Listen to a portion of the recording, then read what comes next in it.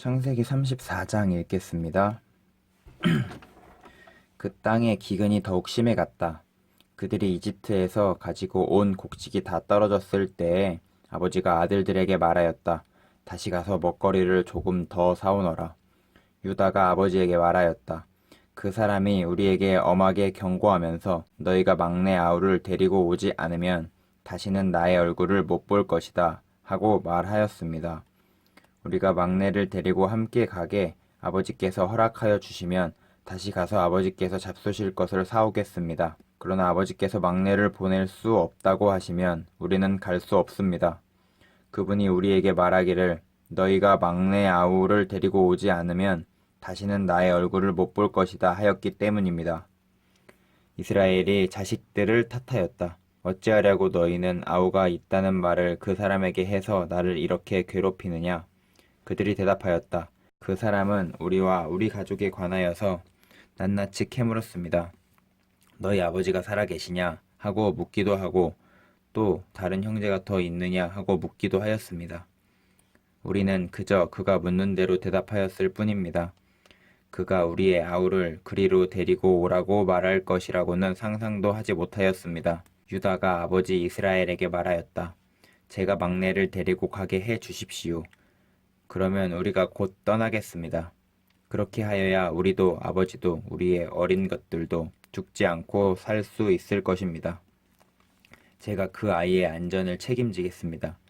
아버지께서는 그 아이에 대해서는 저에게 책임을 물어 주십시오. 제가 그 아이를 아버지께로 다시 데리고 와서 아버지 앞에 세우지 못한다면 그 죄를 제가 평생 달게 받겠습니다.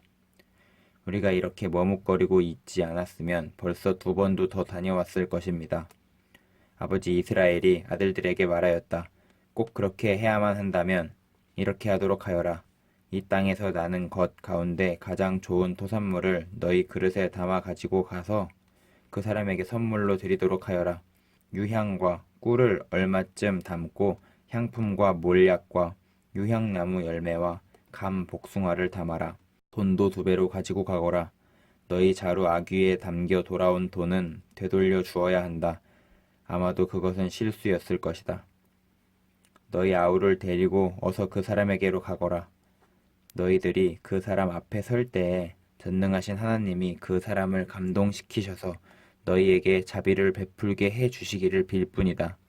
그가 거기에 남아있는 아이와 베냐민도 너희와 함께 돌려보내 준다면 더 바랄 것이 없겠다. 자식들을 잃게 되면 잃는 것이지 난들 어떻게 하겠느냐.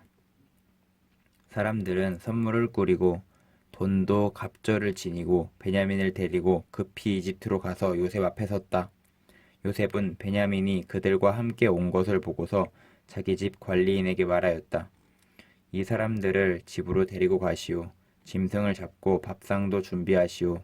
이 사람들은 나와 함께 점심을 먹을 것이오. 요셉이 말한 대로 관리인이 그 사람들을 요셉의 집으로 안내하였다. 그 사람들은 요셉의 집으로 안내를 받아 들어가면서 겁이 났다.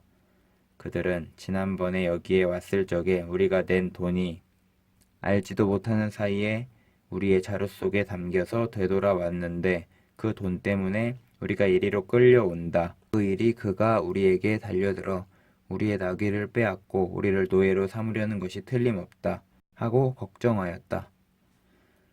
그래서 그들은 요셉의 집 문 앞에 이르렀을 때에 요셉의 집 관리인에게 가서 물었다. 우리는 지난번에 여기에서 곡식을 사간 일이 있습니다.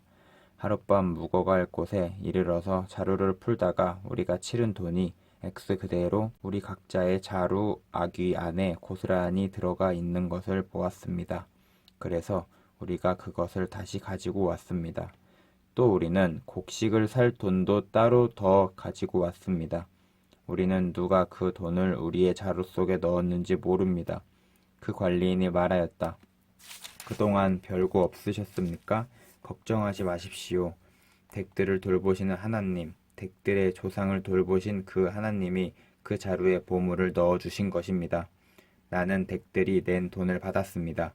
이렇게 말하면서 관리인은 시므온을 그들에게로 데리고 왔다. 관리인은 그 사람들을 요셉의 집 안으로 안내하고서 발 씻을 물도 주고 그들이 끌고 온 나귀에게 먹이를 주었다.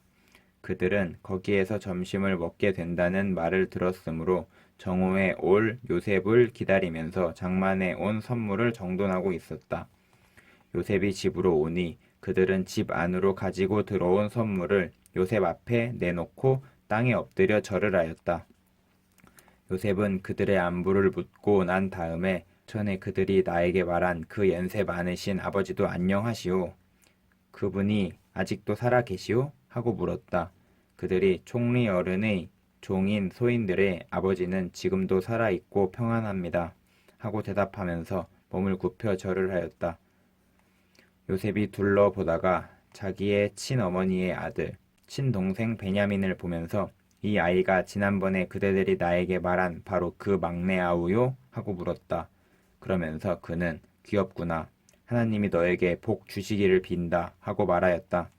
요셉은 자기 친동생을 보면서 마구 치밀어 오르는 형제의 정을 누르지 못하여 급히 울 곳을 찾아 자기의 방으로 들어가서 한참 동안 울고 얼굴을 씻고 도로 나와서 그 정을 누르면서 밥상을 차리라고 명령하였다.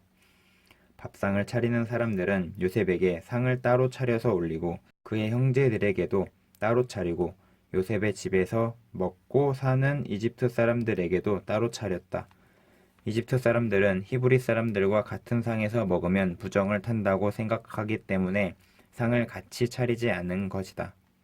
요셉의 형제들은 안내를 받아가며 요셉 앞에 앉았는데 앉고 보니 맏아들로부터 막내 아들에 이르기까지 나이 순서를 따라 앉게 되었다. 그 사람들은 어리둥절하면서 서로 쳐다보았다. 각 사람이 먹을 것을 요셉의 상에서 날라 주었는데 베냐민에게는 다른 사람들보다 5몫이나 더 주었다. 그들은 요셉과 함께 취하도록 마셨다.